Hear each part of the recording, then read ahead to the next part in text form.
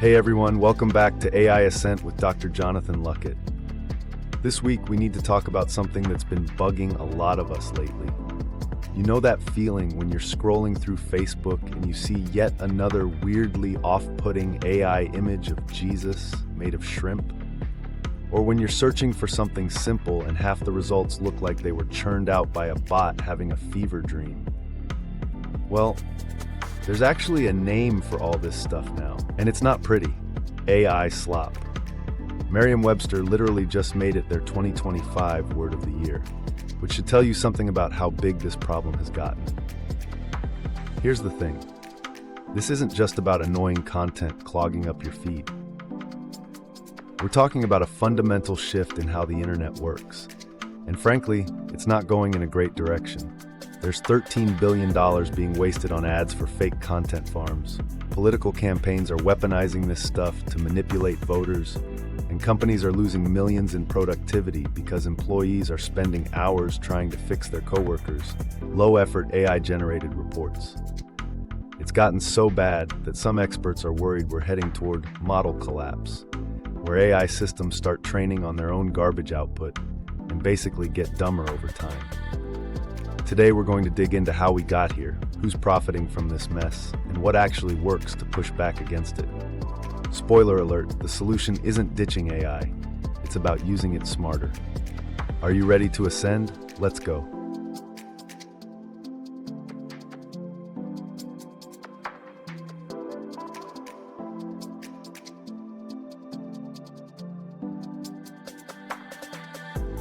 Okay, let's unpack this.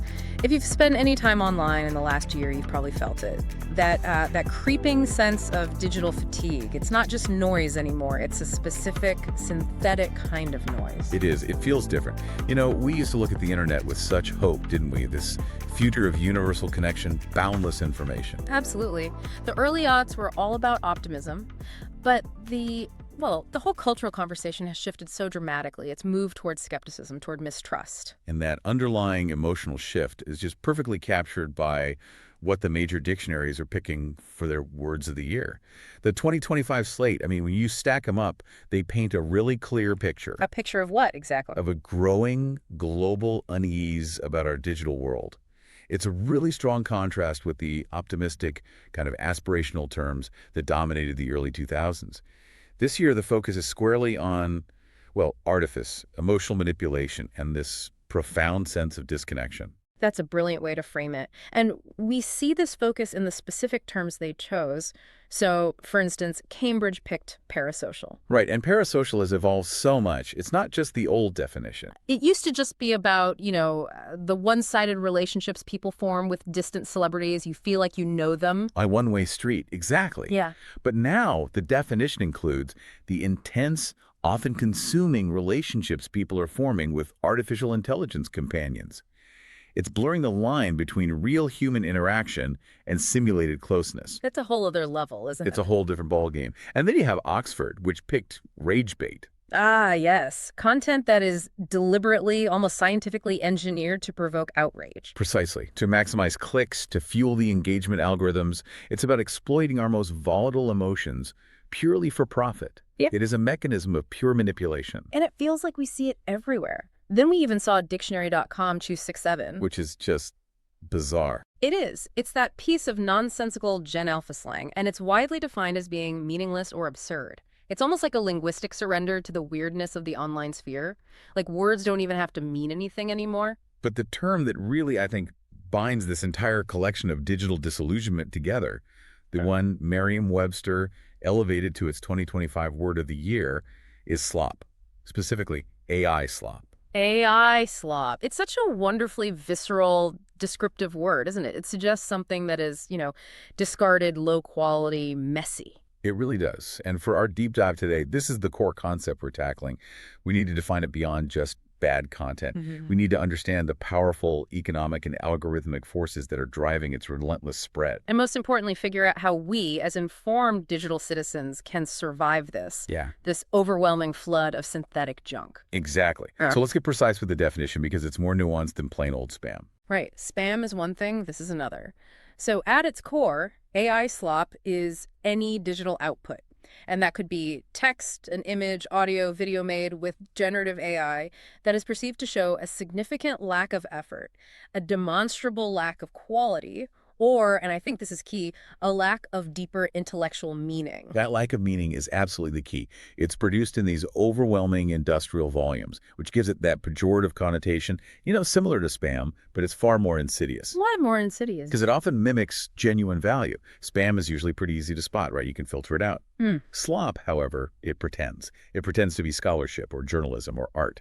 So what fundamentally makes it so dangerous? I mean, spam is annoying, but slop threatens something that feels truly essential to human society. It threatens truth itself. Yeah. And that's because of the fundamental nature of the tools that are used to create it.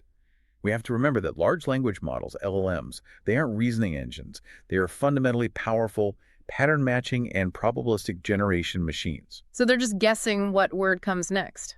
On a massive, incredibly sophisticated scale, yes.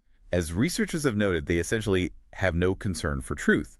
They mimic the style of expertise. They can produce long-form text that sounds incredibly convincing, even academically solid. It's the illusion of information. It's generating content based on what words are likely to follow one another in a sequence, not based on, semantic reality or any kind of factual verification. Precisely.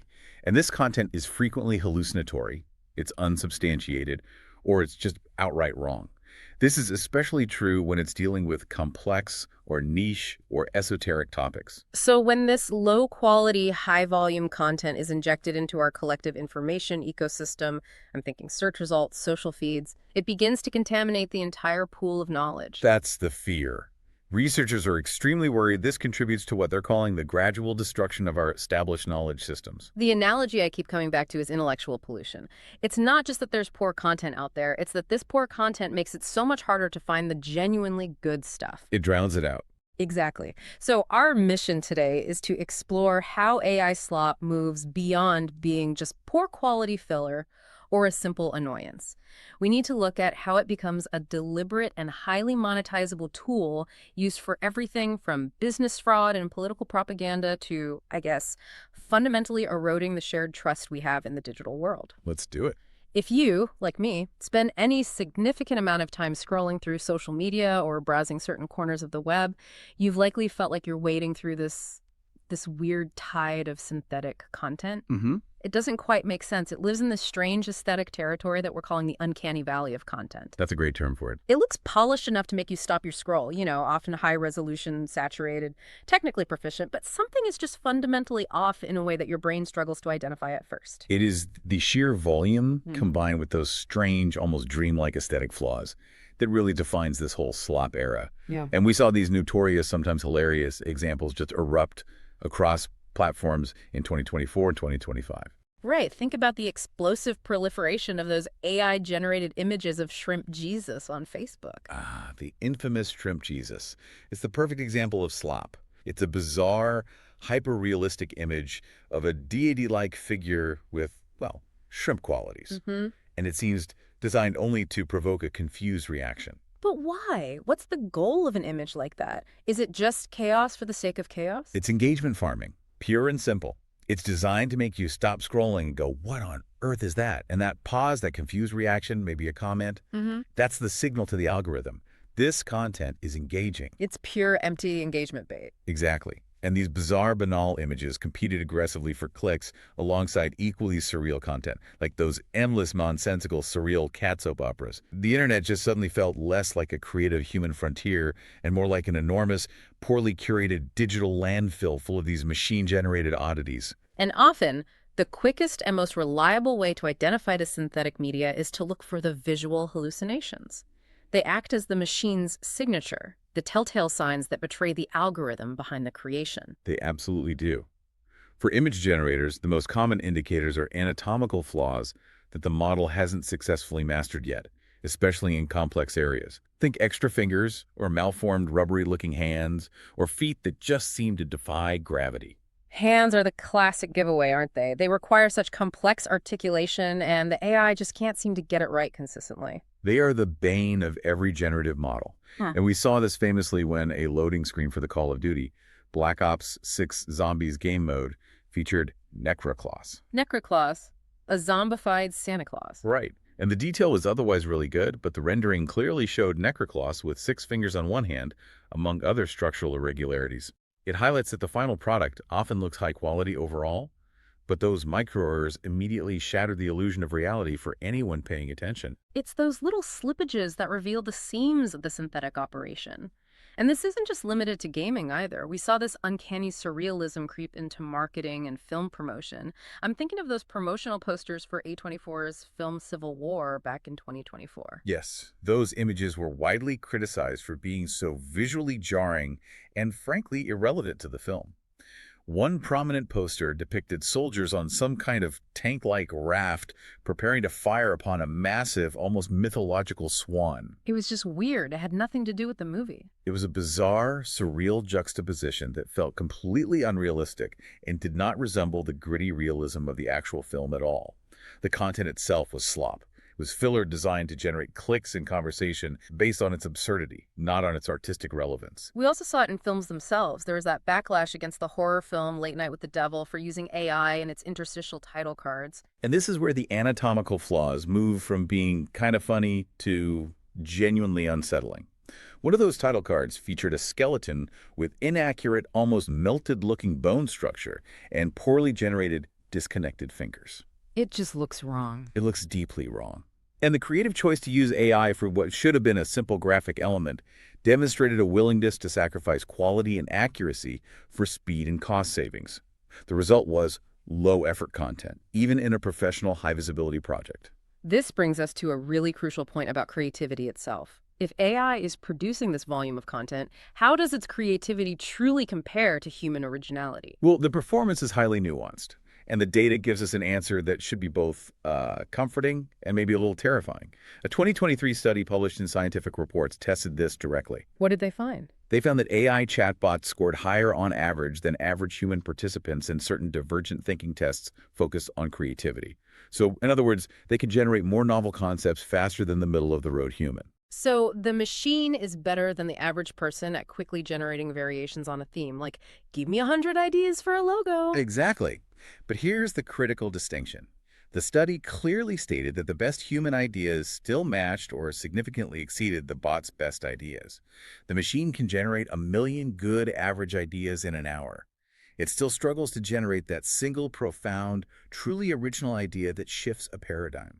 So AI can produce good average ideas very quickly, but it struggles with genuine, profound originality and deep insight. It hits the mean, but not the outliers. Precisely. And this is why AI Slop tends to recycle tired cliches, why it lacks true emotional or intellectual depth, and, as we've established, why it hallucinates factual details rather than offering genuinely new, verifiable insights. It prioritizes surface-level coherence and volume over genuine substance. And we're seeing major companies embrace this slop aesthetic only to face immediate and sharp public condemnation. It's proving that speed and cost reduction don't automatically equate to market acceptance. No, not at all. We saw it repeatedly in 2025 across multiple sectors. In the gaming industry, Activision was accused of using AI assets in Call of Duty, Modern Warfare 3 cosmetics. And they had to walk that back, didn't they? Well, they later had to publicly disclose their use of generative AI tools in Black Ops 6 and their continued usage into Black Ops 7 just to comply with new platform policies, like Valve's.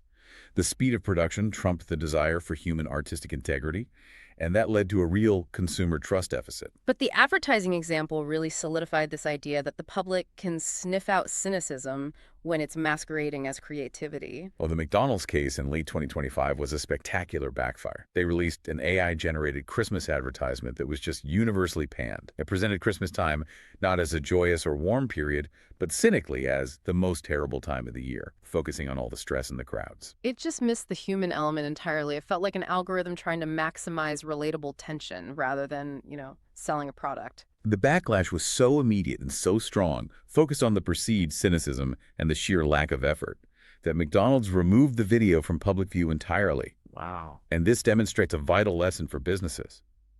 While AI can achieve production capability, poor judgment and a lack of genuine creative effort, i.e., slop, can backfire spectacularly, and cost you more in reputational damage than you ever saved in production. Okay, so moving from the aesthetic and the reputational damage, this isn't just about bad images and cynical ads. This is a massive structural economic drain on the entire digital ecosystem. Absolutely. The proliferation of AI slop is not some accidental byproduct of a new technology. Yeah. It's the entirely inevitable result of a powerful market force meeting a very permissive algorithmic architecture. Catchphrase. Here's where it gets really interesting. Let's talk about the economic model driving the mass production of all this digital landfill content. Okay, so the profit motive is based on two converging and frankly irresistible factors. Yeah. Near zero production costs and the staggering scale of multi-billion-dollar programmatic advertising budgets. So, cheap to make and a giant pot of money to chase. You've got it.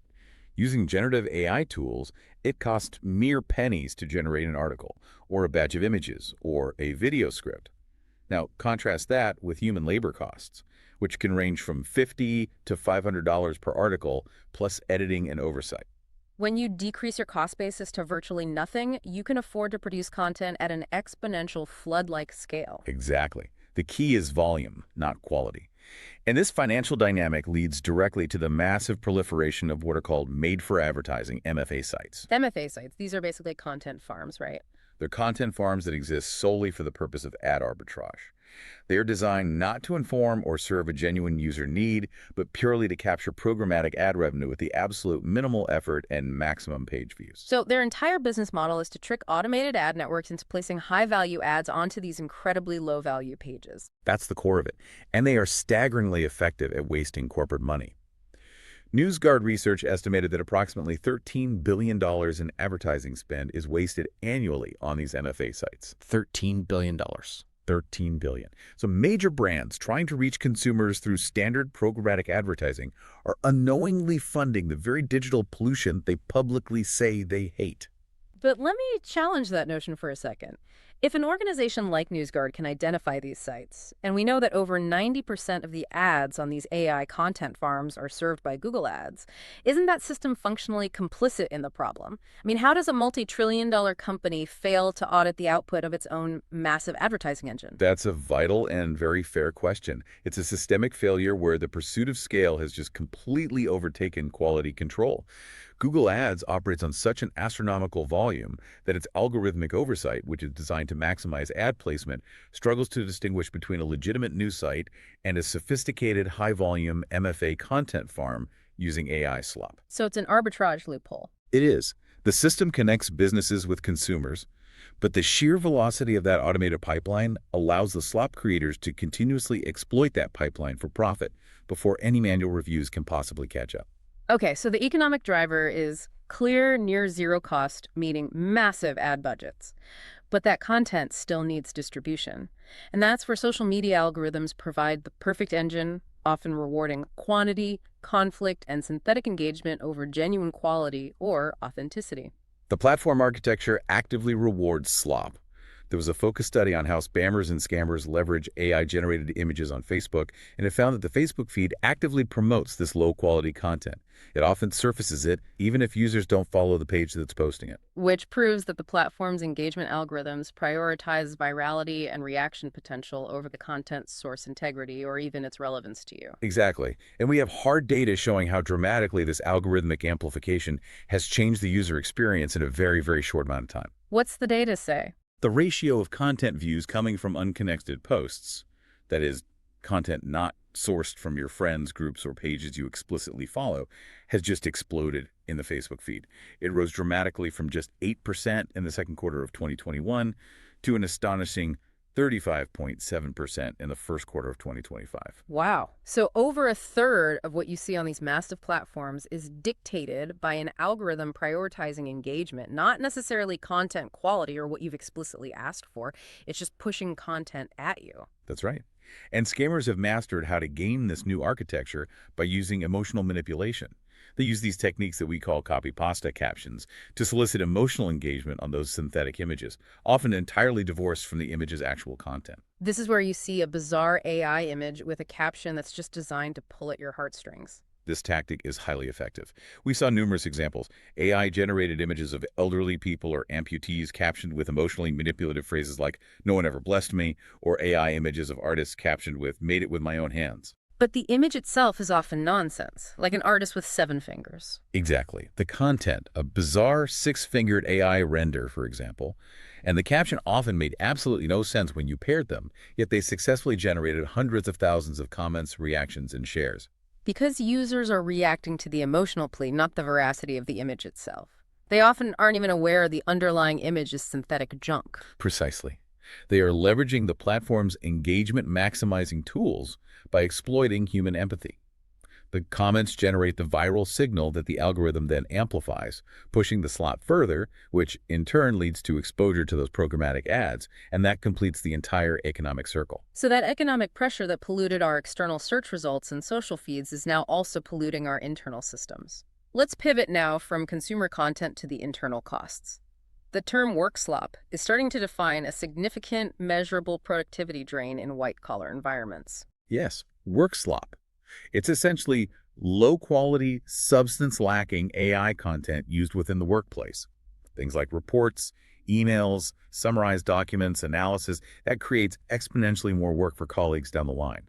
It's the AI equivalent of passing the buck. We're talking about people using generative AI to produce deliverables that look complete on the surface but are factually unreliable, or they lack the context needed for any meaningful application. Exactly. A 2025 Harvard Business Review study quantified this. They found that 40% of workers reported receiving work slop within a single month, and workers estimated that 15.4% of the content they receive is slop. So nearly 1/6 of all internal communication is functionally worthless or requires correction. That's what the data suggests. And the measured cost of cleaning up that garbage is staggering. This is where the initial cost savings of using AI just instantly evaporate. What's the cost? The data is a brutal indictment of AI replacement strategies that don't have oversight.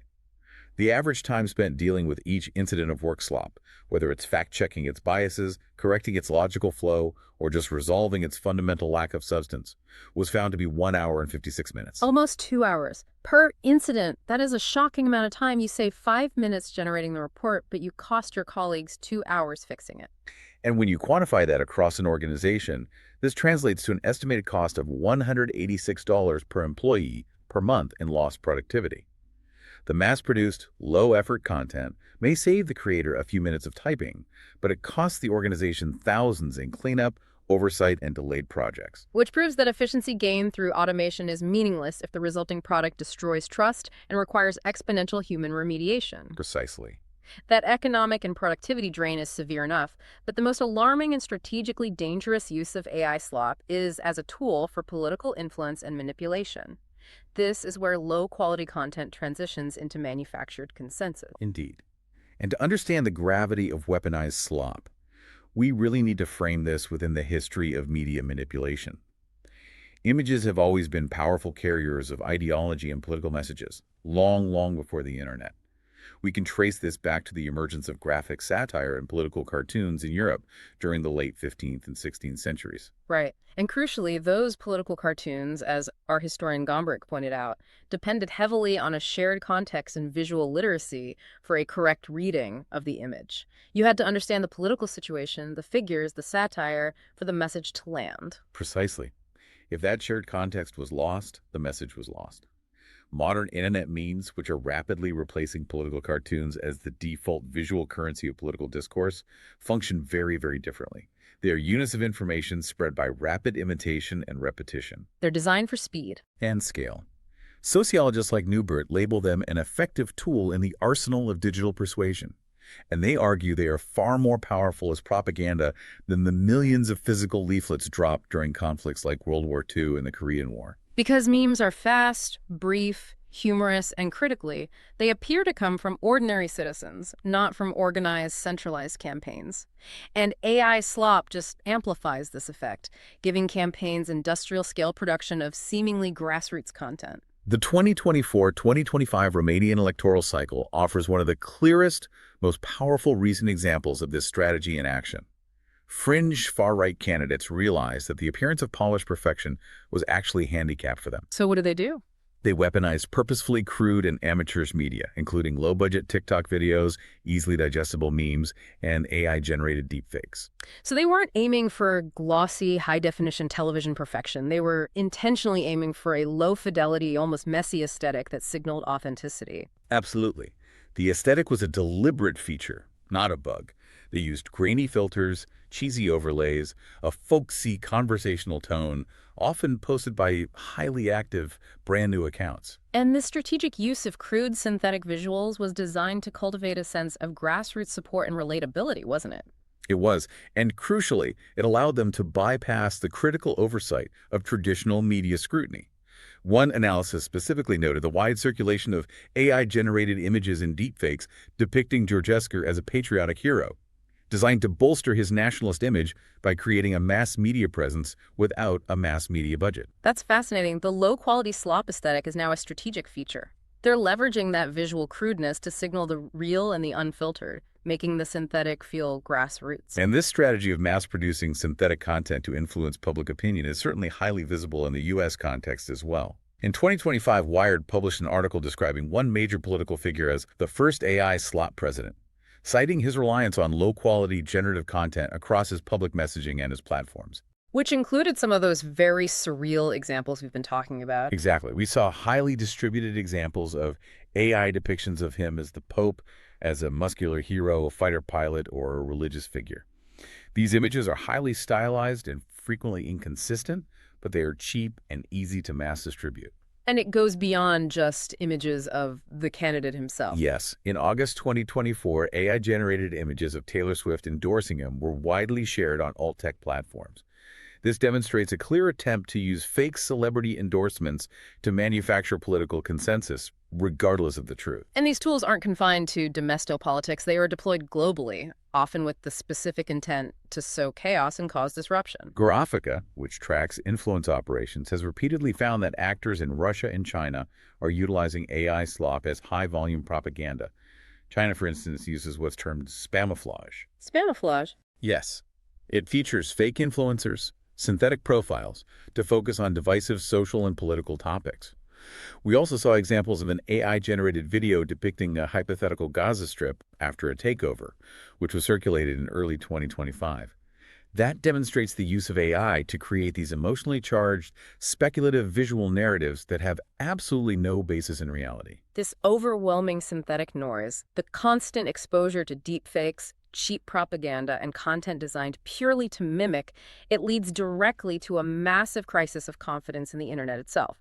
And this is why the dead internet theory has found such a receptive audience. The dead internet theory, or DIT, is the conspiracy theory that the internet, specifically since around 2016, has been hollowed out. So the theory suggests the internet is mostly populated by bot activity and content manipulated by algorithms, with the explicit aim of controlling or conditioning the human population. Right. And while it is a conspiracy theory, it resonates so deeply because it contains this powerful kernel of truth. That kernel is the undeniable feeling that the signal-to-noise ratio is getting dramatically worse. And the evidence for that feeling is quantifiable and undeniable. Bot traffic now makes up more than half of global internet traffic as of 2025. That's not a conspiracy, that's a measurable reality. More than half. Furthermore, Meta acknowledged in 2024 that 14% of its monthly active users, which translates to approximately 430 million accounts, were inauthentic, duplicate, or false accounts. That's nearly 500 million synthetic profiles influencing discourse. And the technology fueling all this slop has completely shattered what was once considered the philosophical gold standard for distinguishing man from machine, the Turing test. The Turing test is now decidedly obsolete, at least in a casual online context. A March 2025 UC San Diego study confirmed that GPT 4.5 in 5-minute text-based conversations was judged human 73% of the time. 73%. So in a short chat, the sophisticated machine was identified as human more often than actual human participants were correctly identified. Think about that. It means for most casual online interaction, forums, comments, basic customer service, we can no longer reliably distinguish between a human being and a highly sophisticated machine. So, if the internet becomes a place where machine-generated content dominates, where the slop is the majority, what is the ultimate long-term systemic risk for the future of knowledge? That is the truly existential threat: model collapse. Model collapse. What does that mean? Imagine a generation of AI models trained entirely on the garbage produced by the current generation of AI. As AI slop floods the web, it inevitably becomes the training data for future models. And since the slop lacks genuine originality, factual grounding, and real-world nuance, each successive model generation becomes progressively more generic, less accurate, and less useful. It's a degenerative feedback loop. We're consuming our own intellectual waste. It creates a hall of mirrors where real expertise is eventually outnumbered by generations of synthetic simulations. If we continue down this path, the historical records, scientific papers, niche forum expertise, and the long tail of cultural knowledge could all be irrevocably diluted by this generic, hallucinated data. The quality of future AI tools will destroy itself by consuming its own low-quality output. That is the ultimate trust decay. And yet, there is a clear paradox in consumer behavior. We know people are skeptical. 82% of users say they're skeptical of AI overviews, and 71% worry about trusting online content because of AI. Yet, they aren't applying the necessary scrutiny. The data on consumer behavior is dishearteningly low when it comes to fact-checking. When Google started widely deploying AI overviews, they found that over 40% of users rarely or never click through to the source material provided in the AIOs. So people express high skepticism, they acknowledge the content is less trustworthy, but then they fail to apply the effort needed to actually verify it. Exactly. People seem to value convenience over verification. And this trust paradox just accelerates the crisis. The availability of instant, potentially inaccurate AI summaries provides just enough surface-level coherence to satisfy the low-effort user, which further reduces the traffic and thus the incentive for publishers who are producing the original, high-quality material in the first place. The platforms and search engines can't just stand by while their foundations crumble. So we are seeing major defensive strategies being deployed by tech giants to try and regain control and fight back against this content collapse. The response from search engines has been immediate and aggressive. Google's January 2025 Search Quality Rater Guidelines update was a fundamental shift in strategy, with a direct defensive mechanism against the sheer volume of low-quality, AI-generated content flooding the web. They explicitly instructed their human raters to target AI-generated content, focusing on content created with little to no effort, originality, or added value. And that material, including text and images that are auto or AI generated, and which are often just copied or paraphrased from other sources, may now receive the lowest quality rating. This is significant because a lowest quality rating effectively ensures that the content will never rank well and will have zero visibility in search results. So they're trying to financially suffocate the MFA sites. They are. And critically, Google introduced crucial new definitions to clarify what constitutes this digital pollution. And these definitions clarify that they are targeting the intent to scale low-quality content, not just the use of the tool itself. Precisely. They defined scaled content abuse as the mass creation of content with little originality, specifically calling out generative AI as the primary tool used for this.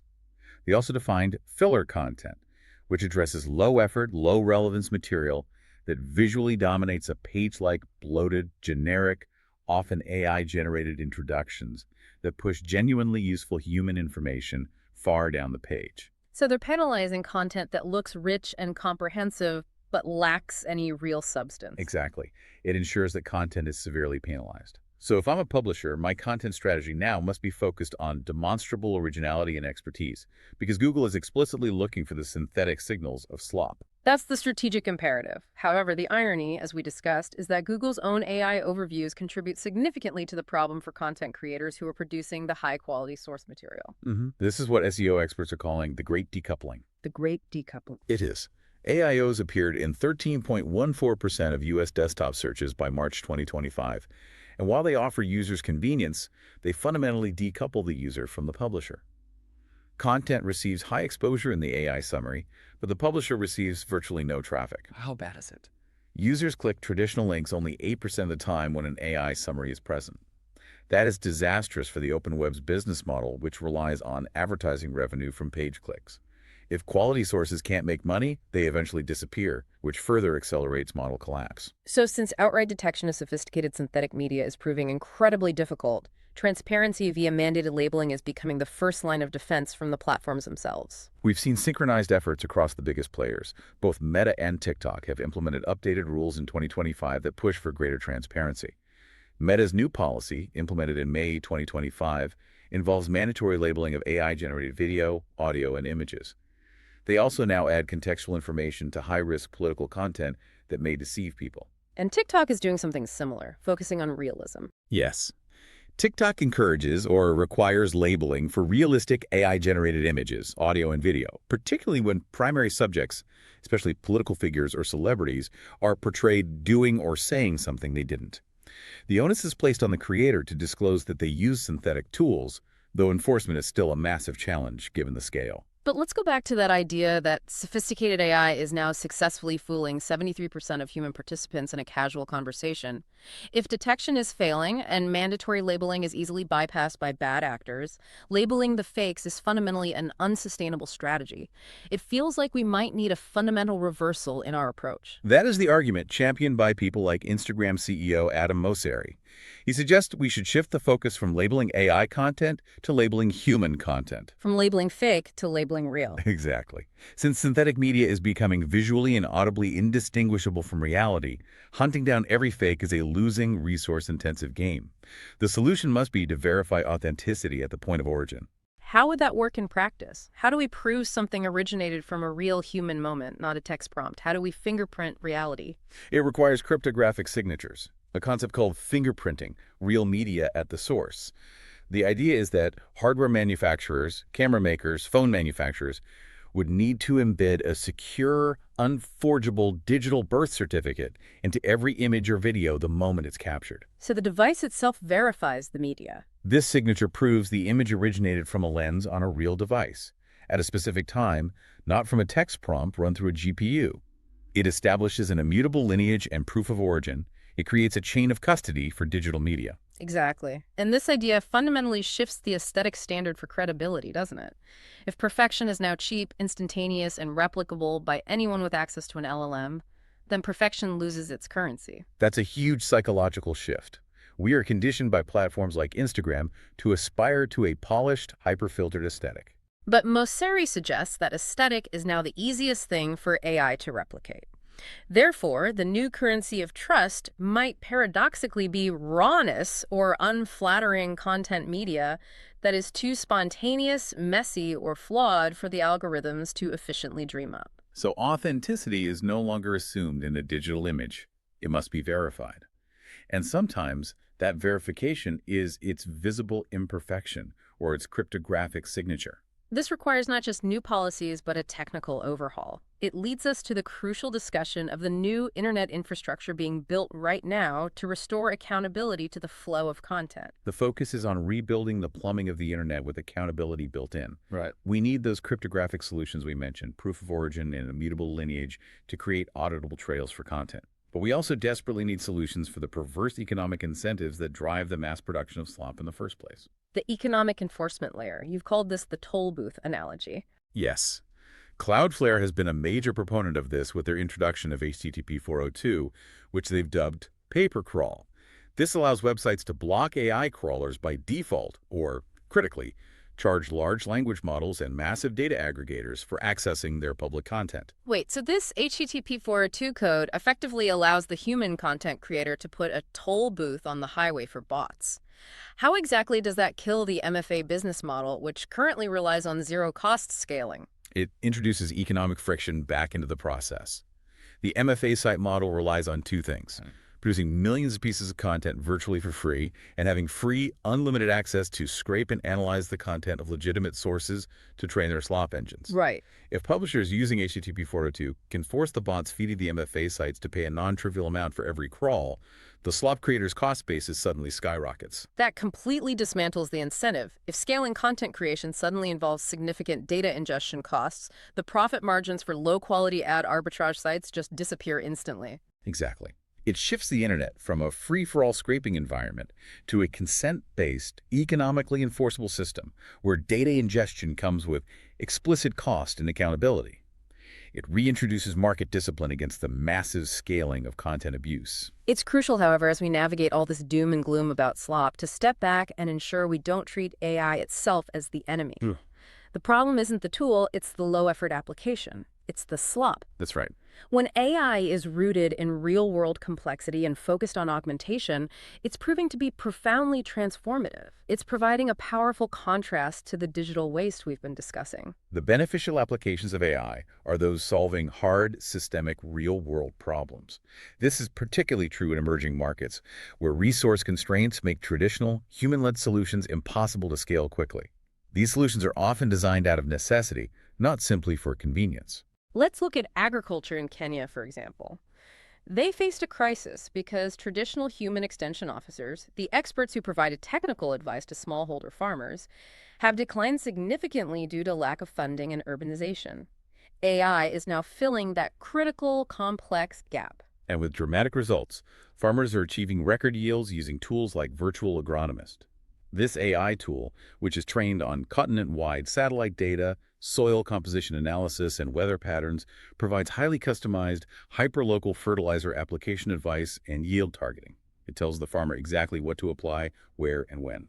We have specific anecdotes on this. One smallholder, Sami Salim, used the tool on his farm and produced 7.3 tons of coffee, his highest yield ever, by avoiding the guesswork that used to define traditional farming. He essentially said he would have wasted money following his old inherited methods, but the AI guided him to a more resource-efficient, higher-yield result, tailored exactly to his microclimate.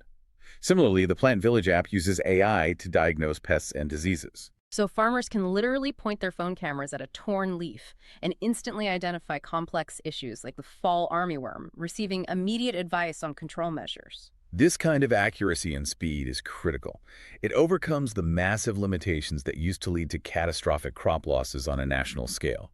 No human expert could be everywhere at once with that level of data and speed.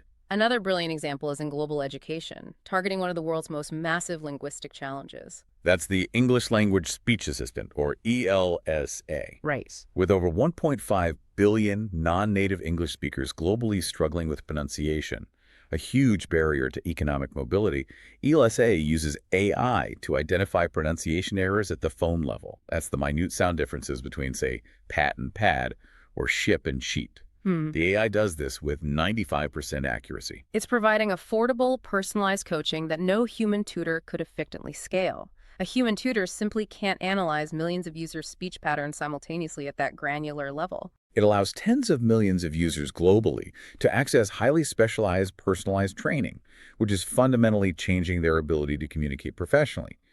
This is AI used for massive, positive systemic impact, focused on scaling access and expertise, not on generating quick articles for ad revenue. And even in areas like food science, AI is enabling profound, sustainability-driven breakthroughs that contrast starkly with image slop. Look at Notco.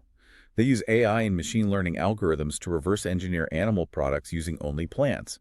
Driven by the need for efficiency and sustainability, their AI platform was responsible for the realization that specific ratios of cabbage and pineapple could be combined to taste exactly like milk. That's incredible. It is. This is incredibly complex problem-solving aimed at genuine systemic environmental impact, not content generation for clicks. And these beneficial applications highlight precisely why the human-in-the-loop strategy is so essential, particularly for content quality and corporate reputation. We must view AI as an augmentation tool, not a human replacement. The quantifiable data backs this up in the most direct financial way possible. Research shows that pure, unedited, AI-generated content suffers a severe search ranking penalty, sometimes up to 60%. Yeah. Google and other systems can spot it and bury it. 60%. But when that same AI-generated content is subjected to human editing, fact-checking, and quality control, the human-in-the-loop strategy, the penalty drops dramatically to only 6%. That's a massive difference. It means organizations trying to replace human writers completely are crippling their visibility and reputation, losing 60% of their audience. While organizations treating AI as a productivity enhancer, a 4 to 5x boost on initial drafts, but requiring human quality control and subject matter expertise are thriving, they are leveraging the speed while mitigating the risk of slop. And for any field requiring trust, like medical or financial marketing, expert verification for clinical claims is non-negotiable if they want to avoid catastrophic financial and reputational losses. Absolutely. Just look at the major publishers who deployed AI authors without oversight and suffered for it. So for our listener, this translates into immediate strategic imperatives. Why should you care about the volume of noise and the pollution of the internet? Because when we accept superficial information without question, knowledge production suffers, and eventually we lose our access to quality information entirely. The competitive transfer effect is real. While sites relying on slop are losing that 20% to 60% of their traffic, quality content sites, those focused on verifiable, expert content, are actively gaining that market share, sometimes seeing 10–15% traffic increases. So quality and authority are not just virtues, they are now the only viable business model and the only defense against this content collapse. They are. And finally, that means the need for active digital literacy is greater than ever before. We can't rely on the platforms to protect us. We have to protect ourselves. We have to become more discerning consumers of information. We must teach and practice techniques like the SIFT method stop, identify the source, find better coverage, and trace claims back to the original context. These simple, critical tools are essential for navigating an environment where misinformation and propaganda are being manufactured at industrial scale, specifically designed to overwhelm human critical thinking. So what does this all mean? Our deep dive into AI Slop reveals that this problem is far more than just bad writing or ugly images. It is an economic force, a political weapon, and a systemic assault that accelerates the decline of our shared media environment. It overwhelms us with raw volume and deliberately blurs the line between authentic human discourse and synthetic noise. The slop is designed to exploit the very way our brains process information, leveraging the speed of platforms and the collapse of the Turing test to generate cheap influence rather than genuine insight. The proliferation of this mass-produced, low-quality content, driven by zero cost and maximized ad revenue, fundamentally corrupts the data ecosystem. It does. And we saw how this manipulation can be hyper-targeted, referencing that unauthorized study that used AI-generated personal stories, fabricating the full biographical details of entire families to change human opinions in a debate forum. That whole affair exploits the illusory truth effect, the phenomenon that the more often you hear a statement, regardless of its underlying truth value, the truer it sounds. And if organized campaigns can flood the digital sphere with synthetic content, repeating their manufactured narratives endlessly, they can absolutely manufacture both consensus and trust over time. We ended on the idea that in a world where AI can replicate perfection instantly, authenticity will shift toward verified human provenance, the cryptographic fingerprinting of media, or toward the rawness that machines find hard to fake. So that's the final question we have to leave you with. If the internet becomes entirely synthetic, if the vast majority of what we consume is manufactured noise, and if rawness or cryptographic verification becomes the only true signal of humanity, how does the ordinary, unverified person online establish their reality, their opinion, or their truth in the face of an endless, well-funded stream of AI-generated noise designed specifically to drown them out? That is the ultimate test of our digital future. The fight for the integrity of human thought against the sheer volume of slop.